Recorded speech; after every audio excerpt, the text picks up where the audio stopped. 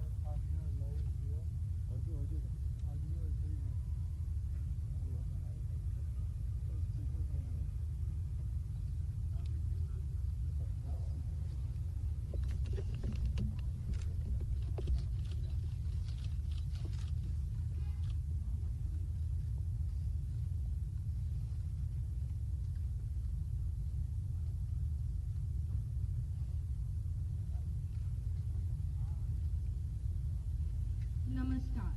लखनऊ कमान अस्पताल के भूमि पूजन और शिलान्यास के स्वर्णिम अवसर पर हमारे समक्ष माननीय रक्षा मंत्री महोदय श्री राजनाथ सिंह जी, माननीय मुख्यमंत्री महोदय उत्तर प्रदेश योगी आदित्यनाथ जी एवं माननीय सेना अध्यक्ष महोदय जनरल मनोज मुकुंद नरावने परम विशिष्ट सेवा मेडल, अति विशिष्ट सेवा मेडल, सेना मेडल, विशिष्ट सेवा मेडल एडीसी का आगमन हो चुका है।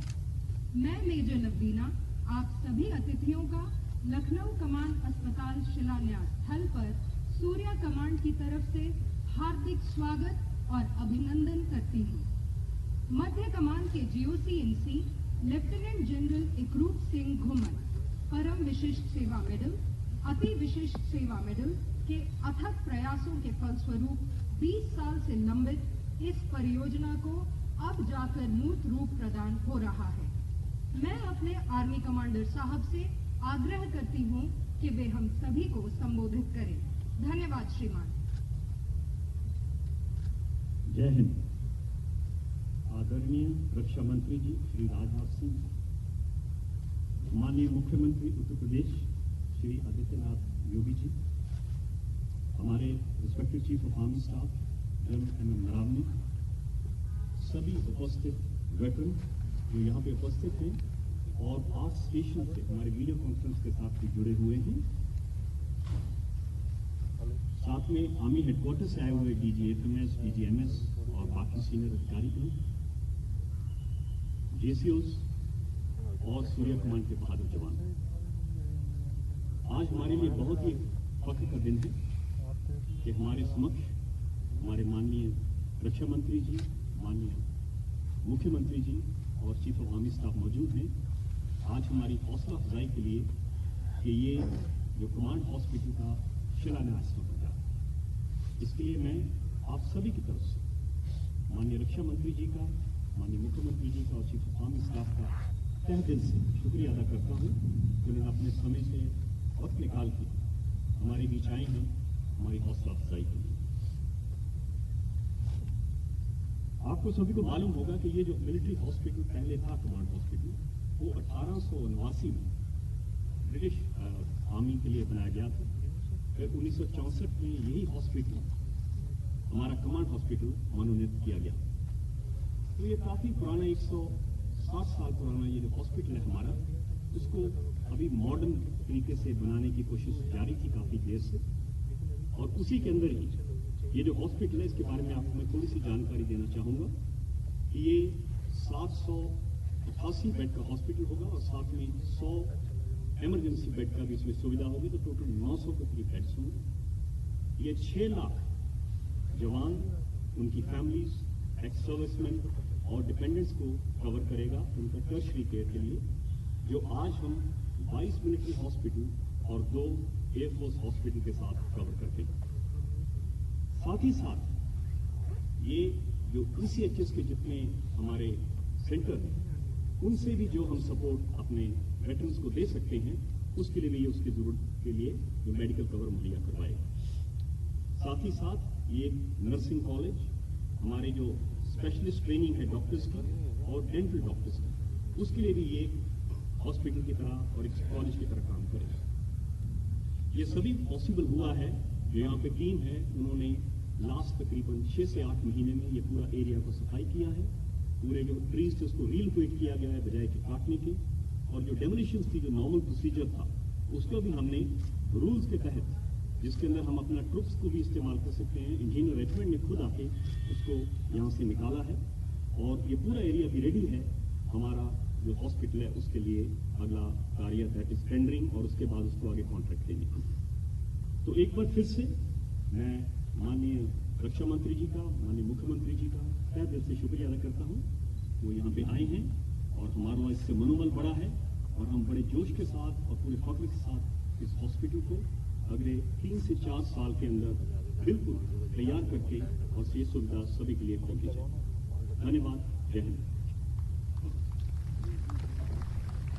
धन्यवाद श्रीमान।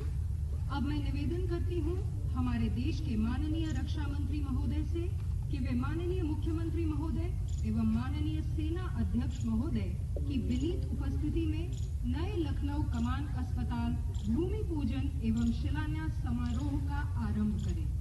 आपसे आग्रह है कि कृपया पूजा स्थल की ओर प्रस्थान करें, जो कि आपके दाहिने तरफ है।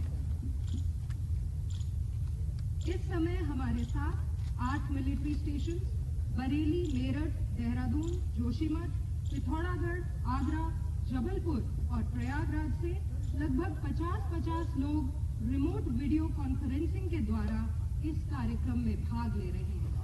आप इनको स्क्रीन पर देख सकते हैं।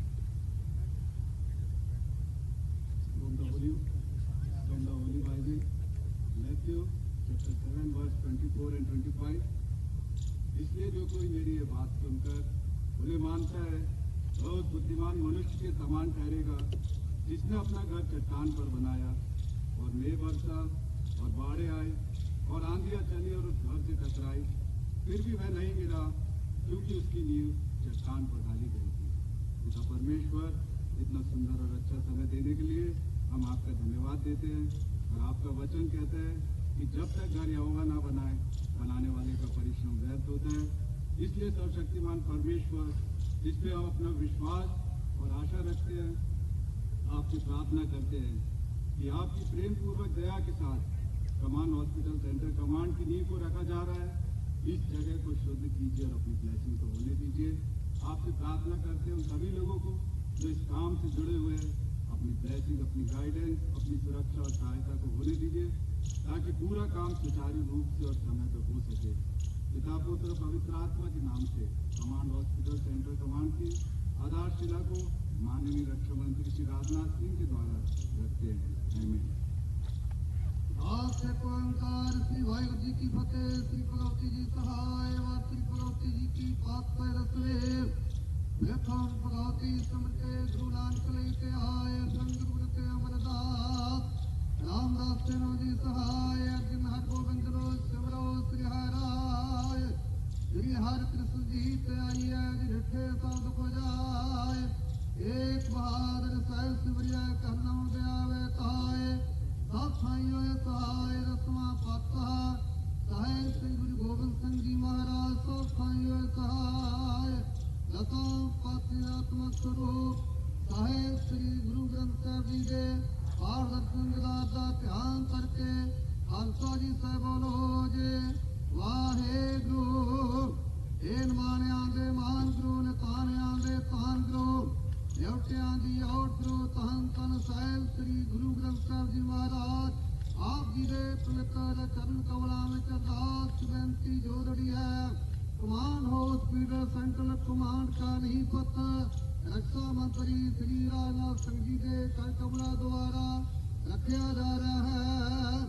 आप जी ने कृपा करनी, हम संग हो के सहायता करनी, दुखा कलेवरां दा नाश सुखों का प्रवेश करना हर मैदान आप जीवन फतेह बख्श करने जो जी संग राते आवे सो जी राजी जाए एक पढ़दे सुनदे सुबत लहे वधोन नानक नाम चढ़दी कला तेरे भाने सरबत दा भला।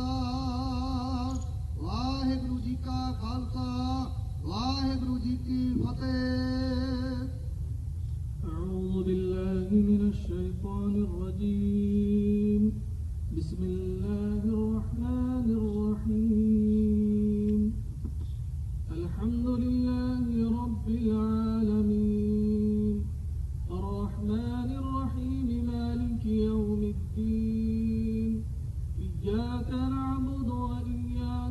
नस्तईन इहदिना सिरातल मुस्तकीम सिरातल लज़ीना अनअमता अलैहिम गैरिल मग़दूबि अलैहिम वलद्दाल्लीन। या इलाहल आलमीन, या रहमान या रहीम, या अल्लाह, आज इस मुबारक मौके पर कमांड हॉस्पिटल का संग बुनियाद माननीय रक्षा मंत्री श्री राजनाथ सिंह द्वारा रखा जा रहा है। इस खुशी के अवसर पर हम आपसे दुआ करते हैं, इस हॉस्पिटल की तामीर को आसानी के साथ पूरा फरमाइए, इसमें तमाम आने वाली रुकावटों को दूर फरमाइए, इस हॉस्पिटल में आने वाले हर एक पेशेंट को सेहत और तंदुरुस्ती अता फरमाइए। हमारी इन दुआओं को महज अपने फजल से कबूल फरमाइए। आमीन बिरहमतिका या अरहमर राहिमीन।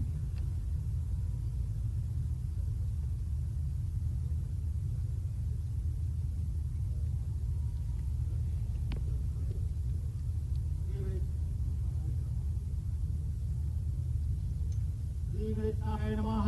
श्री जानकी सीतारामचंद्राभ्यां नमः। श्री रामचंद्राय नमः। श्री रामभद्राय नमः। हनुमते नमः। ओम वक्रतुण्डमहाकाय सूर्यकोटि समप्रभा निर्विघ्नं कुरु मे देव सर्वकार्ये सर्वदा।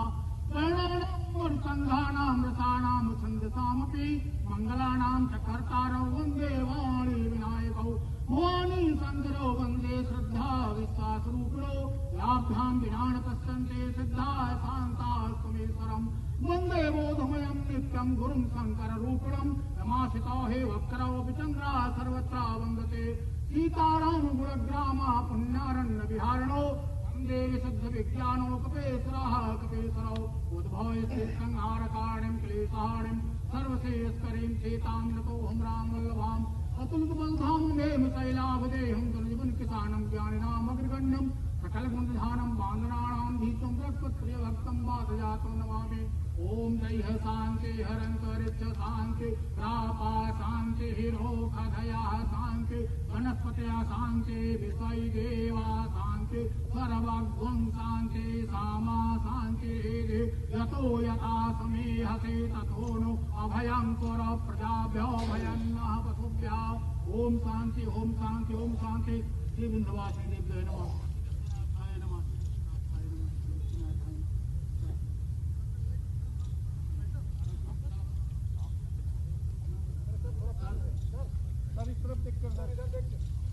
भारत माता की, भारत माता की, भारत माता की।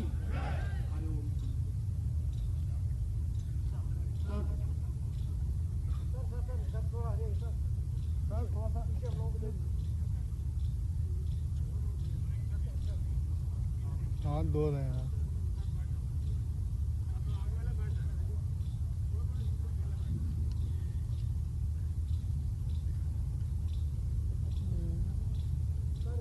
इधर पीछे हट जाइए।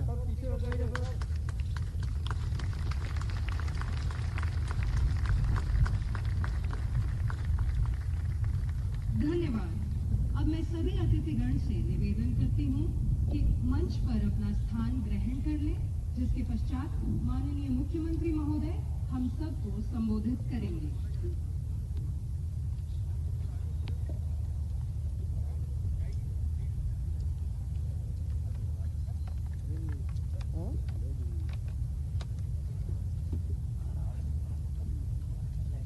इस भूमि पूजन और शिलान्यास कार्यक्रम के साथ लखनऊ कमान अस्पताल में एक महान कार्य का आवाहन हो गया है।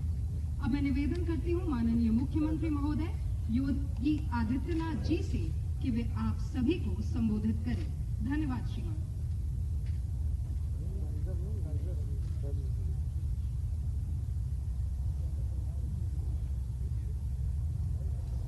आज के इस भूमि पूजन और शिलान्यास कार्यक्रम समारोह के मुख्य अतिथि देश के यशस्वी रक्षा मंत्री माननीय श्री राजनाथ सिंह जी, थल सेना अध्यक्ष जनरल मनोज मुकुंद नरवणे जी, मध्य कमान सेना प्रमुख लेफ्टिनेंट जनरल IAS भूमन जी, आज के इस भव्य कार्यक्रम में उपस्थित सेना के सभी अधिकारी और सभी सैनिकगण, पूर्व सेना अधिकारी और सैनिकगण, उनके परिवार के सभी सदस्यगण और वर्चुअली जुड़े हुए सभी उपस्थित महानुभाव, मैं सबसे पहले आज के इस समारोह में माननीय रक्षा मंत्री जी का और आप सभी भारत माता के बहादुर जवानों का हृदय से अभिनंदन करता हूं। आज का दिन हमारे लिए बहुत महत्वपूर्ण है। पिछले 10 महीनों से पूरा देश और पूरी दुनिया जिस महामारी से त्रस्त थी, पस्त थी, उस महामारी कोरोना के खिलाफ वैक्सीनेशन की शुरुआत आदरणीय प्रधानमंत्री जी के महत्वपूर्ण संबोधन से आज पूरे देश के अंदर प्रारंभ हुआ है। देश की सबसे बड़ी आबादी का राज्य उत्तर प्रदेश की राजधानी लखनऊ में स्थित सेना के इस महत्वपूर्ण मध्य कमान में देश के इस राज्य की राजधानी में न्यू कमांड हॉस्पिटल के भूमि पूजन और शिलान्यास का कार्यक्रम भी इसके साथ प्रारंभ हो रहा है। इस दोहरी खुशी के अवसर पर मैं हृदय से माननीय रक्षा मंत्री जी का हृदय से अभिनंदन करता हूं, स्वागत करता हूं और अपने सेना के सभी जवानों को, पूर्व सैनिकों को, उनके परिवार के सदस्यों को हृदय से बधाई भी देता हूं, अपनी शुभकामनाएं भी देता हूं। वास्तव में भारत की सेना दुनिया के अंदर अपने शौर्य और पराक्रम के लिए जानी जाती है।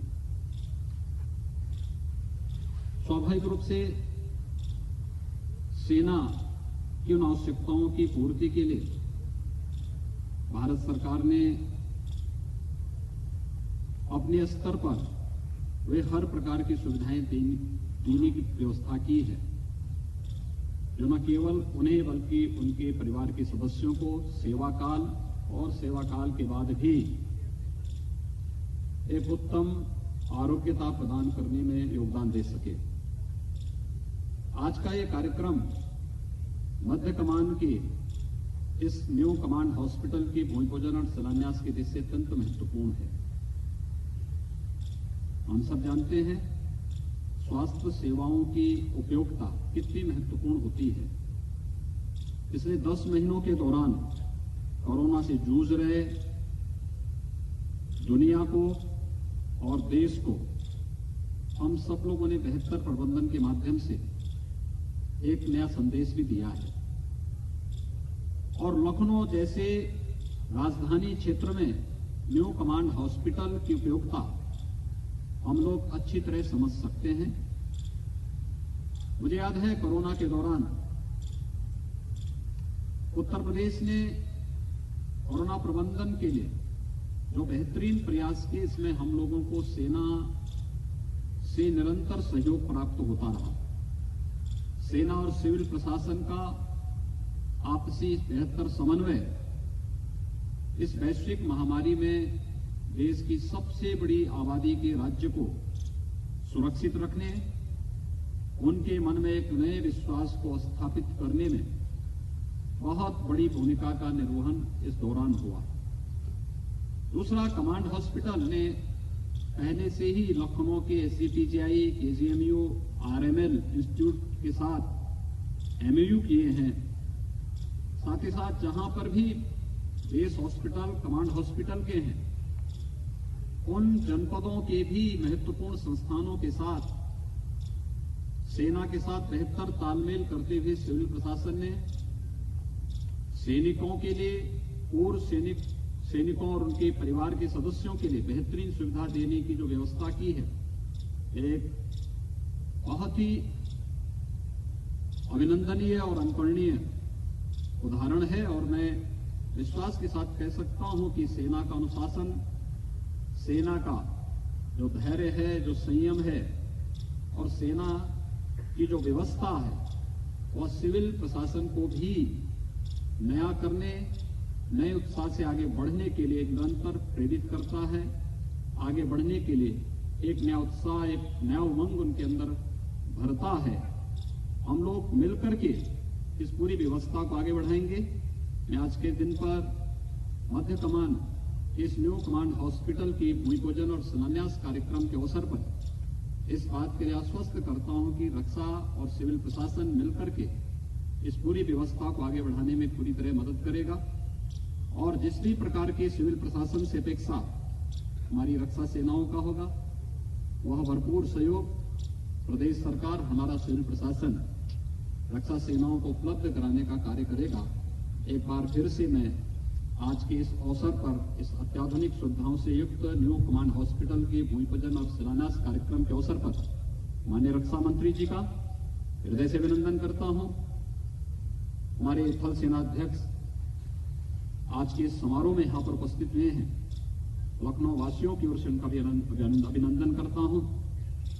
यहां के आर्मी कमांडर जिनके प्रयास से एक लंबित परियोजना आज यहां पे मूर्त रूप लेती हुई दिखाई दे रही है, उनको और उनकी पूरी टीम को हृदय से धन्यवाद देते हुए सभी सैनिकों को, सभी पूर्व सैनिक और उनके परिवारजनों को भी इस अवसर पर हृदय से बधाई देता हूं, अपनी शुभकामनाएं देता हूं, विश्वास व्यक्त करता हूं कि हम सब मिलकर के इस प्रकार की योजनाओं के माध्यम से सभी नागरिकों को बेहतर स्वास्थ्य की सुविधा उपलब्ध कराने में हम लोग सहभागी बनकर के आगे कार्य करेंगे। आप सबके प्रति मेरी शुभकामनाएं। धन्यवाद। जय हिंद। मैं माननीय मुख्यमंत्री जी का उनके संबोधन के लिए आभार प्रकट करती हूं। अब मैं निवेदन करूंगी आदरणीय रक्षा मंत्री महोदय श्री राजनाथ सिंह जी से कि वे हम सबको संबोधित करें। धन्यवाद श्रीमान।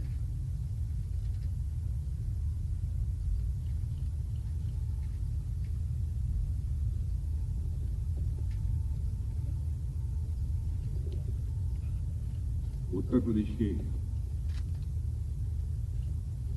यशस्वी माननीय मुख्यमंत्री श्री योगी आदित्यनाथ जी,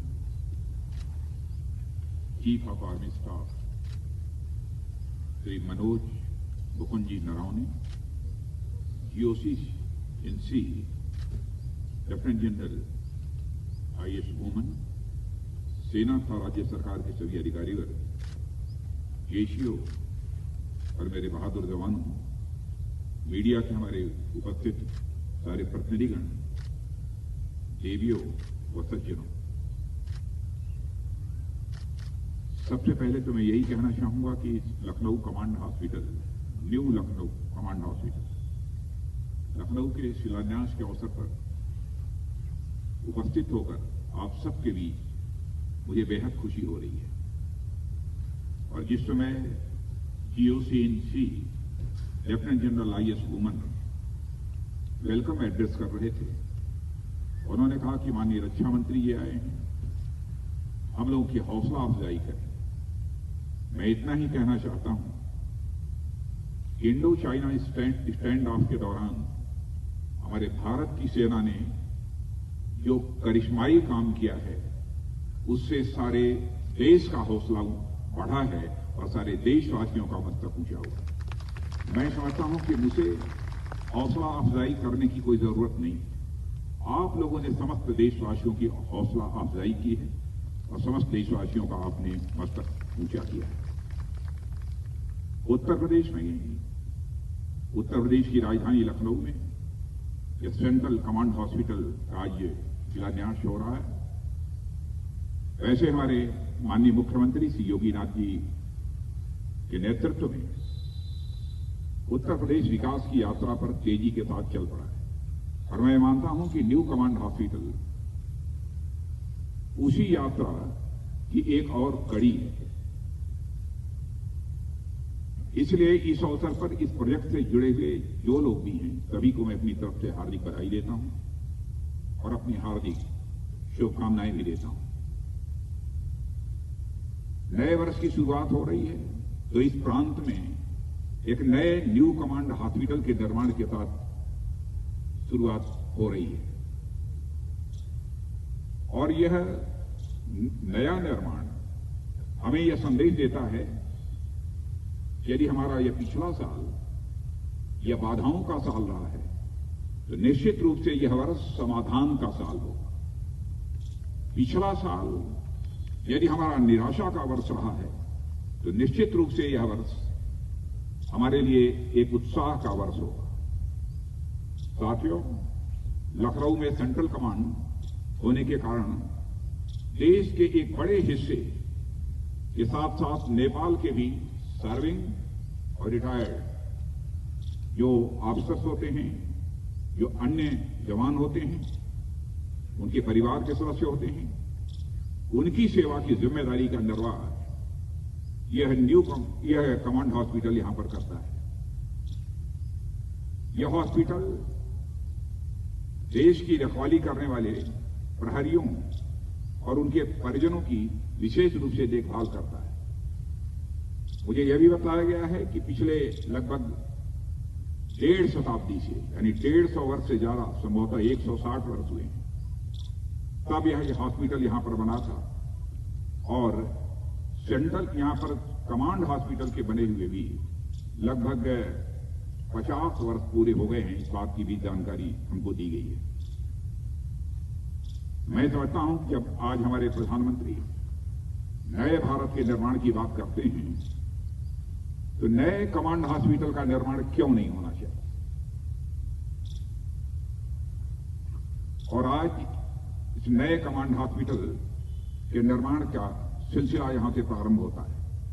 लंबे समय से इसकी आवश्यकता अनुभव की जा रही थी और जैसा GOC/INC ने बतलाया 20 वर्षों से लगातार यह प्रयत्न हो रहा था यहां पर न्यू कमांड हॉस्पिटल बन जाए, लेकिन तरह तरह की बाधाएं इसमें पैदा हो रही थी। मुझे यह भी बताया गया कि शायद सेना की सेक्रेटरीट ने 2018 में ही इसे पास कर दिया था, लेकिन प्रोसीजरल डिले, बजटरी कंस्ट्रेंट्स आदि ऐसे कई कारणों से, जिन कारणों से बराबर इसका निर्माण कार्य चलता रहा है, लेकिन यह सारी बाधाएं अब दूर कर दी गई हैं और मैं पूरी तरह से आश्वस्त हूं कि अब जल्दी से जल्दी इस न्यू कमांड हॉस्पिटल का निर्माण संपन्न हो जाएगा। और जिस समय मेरा अभी प्रेजेंटेशन हो रहा था उस समय मैंने देखा, मुझे इस बात की भी जानकारी दी गई यहां पर जहां कमांड हॉस्पिटल ये बन रहा है वहां पर वृक्ष जो लगे हैं उसमें अधिकांश वृक्ष काटे नहीं जा रहे हैं ताकि पर्यावरण पर कोई प्रतिकूल असर न पड़े, बल्कि उनका रीलोकेशन किया जा रहा है। ये बेहद प्रसन्नता की बात है। इसके लिए मैं आप सबको अपनी तरफ से हार्दिक बधाई देता हूं। कोविड संकट जिसकी हमारे माननीय मुख्यमंत्री श्री योगी आदित्यनाथ जी ने चर्चा की, उसे आप सभी वाकिफ हैं। भारत ही नहीं, सारी दुनिया इस संकट से जूझ रही है। सारी दुनिया इस पैंडेमिक की चपेट में इस समय भी है। क्या हम में से किसी ने कभी सोचा था ऐसी पैंडेमिक, ऐसी महामारी इस देश में आएगी कि बिना हम धूमधाम के साथ बिना अपने दोस्तों के हम होली का त्योहार मनाएंगे? क्या हमने कभी सोचा था हम बिना धूमधाम के, बिना अपने दोस्तों के, बिना अपने सारे संबंधित लोगों के दिवाली और ईद का भी हम त्योहार मनाएंगे? लेकिन कोविड पैंडेमिक ने ऐसे हालात पैदा कर दिए, हमने कभी सोचा नहीं था ऐसे भी हालात इस देश में पैदा होंगे कि सारी रेलें ठप हो जाएंगी, जहाजों का आवागमन ठप हो जाएगा, बाजार बंद हो जाएंगे और स्कूल बंद हो जाएंगे और यह सारा का सारा काम एक दिन में ही, एक झटके में हो जाएगा। इसकी तो हम लोगों ने कभी कल्पना भी नहीं की थी। लेकिन मुझे प्रसन्नता है इस बात की, हमारे प्रधानमंत्री जी श्री नरेंद्र मोदी जी के नेतृत्व में इस आपदा के आने के साथ साथ इससे निपटने के भी प्रयास प्रारंभ कर दिए गए और बहुत ही हिम्मत और साहस और सूझबूझ के साथ इस कोविड पैंडेमिक की चुनौती को हमारे प्रधानमंत्री ने स्वीकार किया और स्वयं इस चुनौती से निपटने के लिए क्या क्या कदम उठाए जाने चाहिए उस पर गंभीरता के साथ विचार किया और मंत्रिमंडल में उनके साथ होने के कारण और प्रायः बैठकों में रहने के कारण मैं कह सकता हूं कि एक सप्ताह में 2-3 बैठकें निश्चित रूप से कोविड पैंडेमिक के चैलेंज से निपटने के लिए बराबर हमारे प्रधानमंत्री ने की। जिस समय महामारी का संकट हम सबके सामने आया था, सबसे बड़ी चुनौती थी कि टेस्टिंग लैब्स, मुश्किल 2 टेस्टिंग लैब्स थे। आज 1000 से अधिक टेस्टिंग लैब्स इस भारत में बन गई। मास्क का संकट था, पीपीई किट्स नहीं थे, वेंटिलेटर्स की कमी थी। लेकिन आज मैं कह सकता हूं कि हमारे भारत ने जो तत्परता दिखाई है और जिस सूझबूझ का परिचय दिया है कि आज जहां पर टेस्टिंग लैब में हमारे हजारों से अधिक हो गए हैं, वहीं पर मास्क, पीपीई किट्स और वेंटिलेटर हमने पर्याप्त संख्या में बनाकर केवल देशवासियों की सेवा ही नहीं कर रहे हैं, बल्कि दुनिया के दूसरे देशों को एक्सपोर्ट करने का भी काम कर रहे हैं। और ऐसे हालात हम लोगों ने 4, 5, 6 महीने के अंदर ही पैदा किए हैं इस देश में। यह कोई छोटी कामयाबी नहीं है। लेकिन मैं मानता हूं कि सारे इंफ्रास्ट्रक्चर इस चैलेंज को बीट आउट करने के लिए भले ही हम खड़े कर लिए हों, लेकिन यह डॉक्टर्स न होते, पैरामेडिकल स्टाफ न होता, जिन्हें कि हम बराबर वॉरियर के रूप में, कोविड वॉरियर के रूप में जानते हैं, और इन्होंने जोखिम न उठाई होती, तो मैं समझता हूं कि हमारे ये सारे इंफ्रास्ट्रक्चर, सारी चीजें ये धरी की धरी रह जाती हैं और हम इस चुनौती का मुकाबला नहीं कर सकते। शायद इसीलिए हम डॉक्टर को इस धरती पर दूसरा भगवान मानते हैं, क्योंकि कोविड के खतरे तो इन डॉक्टर्स के लिए भी थे, पैरामेडिकल स्टाफ के भी थे, हॉस्पिटल में सफाई करने वाले के लिए भी थे, परिवार से दूर रहकर। और मैंने देखा है कुछ डॉक्टर्स को खाना खाने के लिए जब जाते थे, अपने घर के बाहर एक चटाई पर बैठकर उनकी पत्नी किसी दूसरे के माध्यम से दूर ही खाना रख देती थी और वह खाना ले जाकर उस चटाई पर बैठकर अपने घर के बाहर खाकर पुनः हॉस्पिटल चले जाते थे। सचमुच इन वॉरियर्स ने करिश्माई काम किया है, इनका अभिनंदन किया जाना चाहिए और सारे देश ने इनका अभिनंदन किया है। और इस संकट की घड़ी में मैं कह सकता हूं कि एक फ्रंट लाइन सोल्जर के रूप में किसी ने काम किया है, तो हमारे डॉक्टर्स ने किया है, हमारे पैरामेडिकल स्टाफ ने किया है और हॉस्पिटल से जुड़े अन्य सारे सभी कर्मियों ने किया है। उनके इस कमिटमेंट का, उनके इस डेडिकेशन का मैं शीश झुकाकर अभिनंदन करता हूं। लेकिन हम लोगों के लिए बेहद खुशी की बात है, जैसा हमारे माननीय मुख्यमंत्री श्री योगी आदित्यनाथ जी ने बताया है और आप सारे देशवासियों की इस बात की जानकारी है, वैक्सीनेशन का सिलसिला आज से ही प्रारंभ हुआ है। हमारे प्रधानमंत्री जी का उद्बोधन भी आज हुआ है, सारे देशवासियों को उन्होंने अपना एक संदेश भी दिया। 2 वैक्सीन तो इंडिजिनस, स्वदेशी हम लोगों ने बना ली है, लेकिन 4 वैक्सीन और भी जल्दी आने वाली है। और यह वैक्सीन केवल भारतवासियों को ही नहीं लगाई जाएंगी, बल्कि दुनिया के दूसरे देशों को भी हम जल्दी ही एक्सपोर्ट करने वाले हैं, क्योंकि भारत एक ऐसा देश है जिस देश ने केवल अपनी चिंता नहीं की है, बल्कि सारे विश्व की चिंता की है।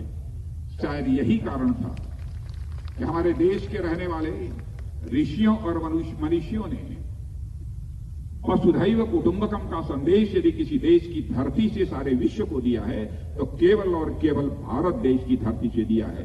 The whole world is a family. इसलिए इस वैक्सीन के माध्यम से जहां हम अपने देशवासियों का वैक्सीनेशन करेंगे, इस चुनौती से निपटने की उनके अंदर ताकत पैदा करेंगे, वहीं पर सारे विश्व में भी जहां पर अधिकतम इसको एक्सपोर्ट किया जा सकता है एक्सपोर्ट करेंगे। लोगों के द्वारा इसकी बराबर डिमांड भी हो रही है। भारत में तो बराबर हम लोगों ने यही अपेक्षा की है, सर्वे भवन्तु सुखिनः सर्वे भवन्तु सन्तु निरामया, सभी सुखी हों, सभी निरोगी हों। और वैदिक काल से ही हमारी चिकित्सा पद्धति का भी आप अध्ययन करें, आप इस नतीजे पर पहुंचेंगे। बहुत उस समय भी केवल मानव मात्र की चिकित्सा की चिंता भारत ने नहीं की, बल्कि अन्य प्राणियों की भी चिंता की है। अशोका द ग्रेट शासनकाल के इतिहास के पन्नों को पलटकर यदि आप देखें तो उस समय गाय, भैंस, बिल्ली, चमगादड़, इन सब सारे जंतुओं के इलाज की भी व्यवस्था दी गई है। आप उस समय का इंस्क्रिप्शन उठाकर देखिए, आपको इस बात की जानकारी मिलेगी। क्यों न करें? क्योंकि भारत एक ऐसा देश है जहां के रहने वाले ऋषियों और मनीषियों ने कहा है, यत् पिंडे तत् ब्रह्मांडे, जो पिंड में है वही ब्रह्मांड में है, यानी होल यूनिवर्स में है। जो पिंड में है वही ब्रह्मांड में है, जो जड़ में है वही चेतन में है, जो सूक्ष्म में है यानी छोटे में है वही विवर्त में है यानी बड़े में है, जो मेरे में है वही तेरे में है। यह कल्पना हमारे देशवासियों ने क्यों नहीं चिंता की अन्य प्राणियों की? महात्मा गांधी ने भी सभी प्राणियों की चिंता करते हुए स्वच्छ भारत और स्वस्थ भारत का सपना देखा। और मैं कह सकता हूं कि सचमुच सारे इसके पहले के भी प्रधानमंत्रियों ने काम किया है, लेकिन आज के हमारे प्रधानमंत्री इस दृष्टि से भी उन्होंने करिश्माई काम किया है। मैं पंडित दीनदयाल उपाध्याय की भी यहां चर्चा करना चाहता हूं। बराबर वे कहते थे कि मनुष्य 4 चीजों को मिलाकर बना हुआ है। तन यानी शरीर, इसमें इंद्रियां भी आती हैं, तन, मन, बुद्धि और आत्मा, इन 4 चीजों को मिलाकर बना हुआ है। जब तक चारों सुखी नहीं होंगे, जब तक चारों को सुख की अनुभूति नहीं होगी, तब तक व्यक्ति कभी सुखी नहीं हो सकता। यह उन्होंने कहा है। तो इसीलिए कहा है कि तन, मन, बुद्धि, आत्मा, इनके स्वास्थ्य की भी चिंता की जानी चाहिए, हर व्यक्ति को करनी चाहिए। और साथ ही साथ तन, मन, बुद्धि, आत्मा, इन चारों के बीच संतुलन भी बना रहे, बैलेंस भी बना रहे, इस बात की भी चिंता की जानी चाहिए। अब बहुत डिटेल में मैं नहीं जाना चाहता, इसमें हो सकता है कुछ ऐसे भी सो कॉल्ड प्रोग्रेसिव जो हमारी बात सुन रहे हो, वो कहेंगे भाई तन, शरीर, मन, बुद्धि की बात तो समझ में आती है, लेकिन आत्मा का एग्जिस्टेंस कहां है? आप मुझे बताइए। तो मैं आत्मा दिखा नहीं सकता हूं कि आत्मा कह रही थी, लेकिन यदि कोई मां घर में या हमारा जवान जो सीमा पर काम करता है, जब घर वर्षों के बाद वापस लौटता है और नन्हे मुन्ने अपने छोटे बच्चे को 6 महीने, साल, 1.5 साल, 2 साल के बच्चे को जमीन पर चलते हुए, रेंगते हुए, घुटनों के बल चलते हुए देखता है, उस समय जब नौजवान उस बच्चे को जमीन से उठाकर अपने सीने से लगा लेता है, तो उस नौजवान को शरीर के सुख की अनुभूति नहीं होती है, मन के सुख की अनुभूति नहीं होती है, वह बुद्धि का सुख नहीं होता है, वह आत्मा का सुख होता है। इसे ही आत्मीय सुख है। आर्किमिडीज प्रिंसिपल के बारे में भी आप जानते होंगे। आर्किमिडीज प्रिंसिपल में भी आर्किमिडीज जब टब में बैठा और पानी बाहर निकला और यूरेका यूरेका बोलते हुए जब वह बाहर दौड़ने लगा, तो जिस सुख की उसे अनुभूति हुई थी वह शरीर का सुख नहीं था, वह आत्मा का सुख नहीं था, बल्कि वह बुद्धि का सुख था। ऐसे ही इसकी लंबी व्याख्या न करते हुए मैं कहना चाहूंगा तन मन बुद्धि और आत्मा, इन चारों के बीच संतुलन भी होना चाहिए। मित्रों, आजादी के बाद हेल्थ सेक्टर का जहां तक प्रश्न है, बहुत सारे काम हुए हैं, बहुत सारी प्रगति भी हुई है। मैं आंकड़ों में नहीं जाना चाहूंगा, लेकिन मैं कहना चाहूंगा कि आज भी हॉस्पिटल, डॉक्टर्स, बेड्स जितने चाहिए उतने उपलब्ध नहीं है। लेकिन हमारी सरकार ने इस दिशा में प्रभावी कदम उठाए और प्रधानमंत्री जी इसकी विशेष रूप से चिंता भी कर रहे हैं। जीडीपी का जितना एक्सपेंडिचर हेल्थ सेक्टर पर होना चाहिए, कहीं ना कहीं बहुत कमी रही है, उसमें भी हम बढ़ोतरी कर रहे हैं। मेडिकल काउंसिल ऑफ इंडिया थी, उसे बदलकर नेशनल मेडिकल कमीशन बना दिया गया, ताकि जितने भी मेडिकल इंस्टीट्यूशंस हैं उनकी ट्रांसपेरेंसी के साथ ही साथ समय समय पर उनका इवैल्यूएशन, उनका मूल्यांकन भी होता रहे। और साथ ही साथ मेडिकल सेक्टर में भी रिसर्च और डेवलपमेंट को कैसे अधिक से अधिक बढ़ावा मिल सके, इसकी भी चिंता नेशनल मेडिकल कमीशन करेगा। एक बहुत महत्वपूर्ण कदम आयुष्मान भारत, भारत देश के लिए उसकी आवश्यकता थी। 5 लाख रुपए तक का एक वर्ष में मुफ्त इलाज, कल्पना नहीं कर सकते थे हम कभी। और दुनिया के किसी भी देश में इतनी बड़ी स्वास्थ्य सुरक्षा योजना नहीं है जैसी भारत में आयुष्मान भारत की यह योजना। और आज आपको यह बतलाते हुए मुझे बेहद खुशी हो रही है कि जब से यह health insurance scheme Ayushman Bharat की योजना लागू हुई है, 2 साल में ही 1.5 करोड़ से अधिक लोगों को इसका लाभ मिल चुका है। 1.5 करोड़ से अधिक लोगों, यानी 1 साल में 5 लाख रुपए तक का मुफ्त इलाज। यदि रोग ठीक नहीं हुआ, दूसरे वर्ष भी 5 लाख रुपए तक का मुफ्त इलाज। सारे विश्व में यह योजना अपने में अनपैरेलल है। प्राइमरी हेल्थ सेंटर्स हमारे जो थे,